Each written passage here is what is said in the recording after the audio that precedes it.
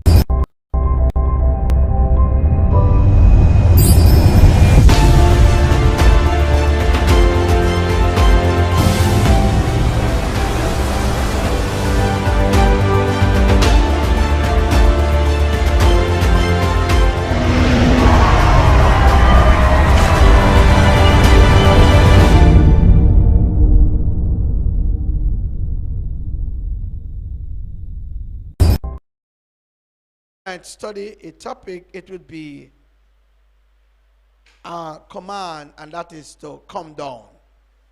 Come down. I want to give a background of the city Jericho, because I believe that having this knowledge, this background knowledge of the city Jericho, it will help us to appreciate the character Zacchaeus as well as the place. Jericho is one of the oldest inhabited cities in the world. One of the oldest inhabited cities in the world. There have been 3 different Jerichos throughout its long history. You have the Old Testament Jericho, the New Testament Jericho, and excavation at Jericho. All right? So we're going to look in this background, the Old Testament Jericho, the New Testament Jericho, and the excavation at Jericho. We start with the Old Testament Jericho. 1. Joshua sent spies to examine the city in the book of Joshua, chapter 2, verse 1 to 24. You remember when he sent out the 12 spies? And 10 came back with a report that it was impossible. While Moses sent out 12 spies. And they came back and they report that the land they're not able to overcome because giants were in the land. The second point I want to look at the Old Testament Jericho. Joshua took the city by an unorthodox method. Remember they marched around Jericho? So he took the city by an unorthodox method. And when we say unorthodox, it's not the normal way people engage in battle. Thirdly, Joshua placed a curse on anyone who would attempt to rebuild the city of Jericho. And that is found in Joshua chapter 6, verse 26.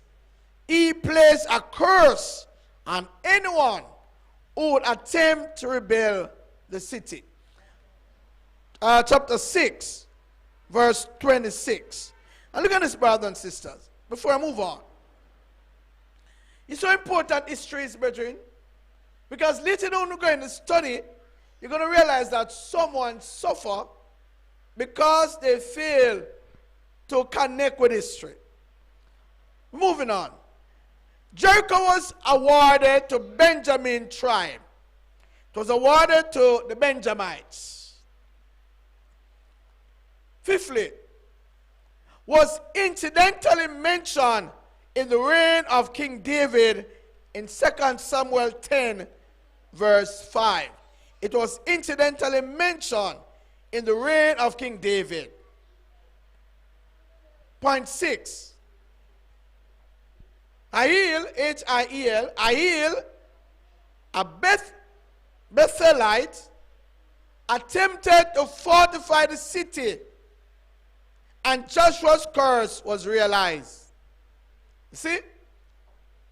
Ahiel, H-I-E-L, a Bethelite, attempted to fortify the city, and Joshua's curse was realized. You know what I mean? He was cursed and his family. Brothers and sisters, when the servants of God stand in the authority of God and declare, God will honor it. So maybe this guy says, who is Joshua? We don't have business about Joshua. I am interested in this place. I have my money to expand this place, to fortify this place. But the curse came upon him and his family. During the days of Elijah and Elisha, Jericho was a community of prophets. So during the days of Elijah and Elisha, Jericho was a community of the prophets. 2 Kings chapter 2, verse 5 speaks to that. We're moving over now to the New Testament Jericho. New Testament Jericho. The Romans plundered Jericho in the early years of Herod the Great. The Romans plundered Jericho in the early years of Herod the Great. Listen up, brethren. This guy seeked to fortify Jericho. And maybe it became a place where people started to inhabit. But because of the curse that Joshua placed upon it, no matter what attempt to restore it, it will be destroyed.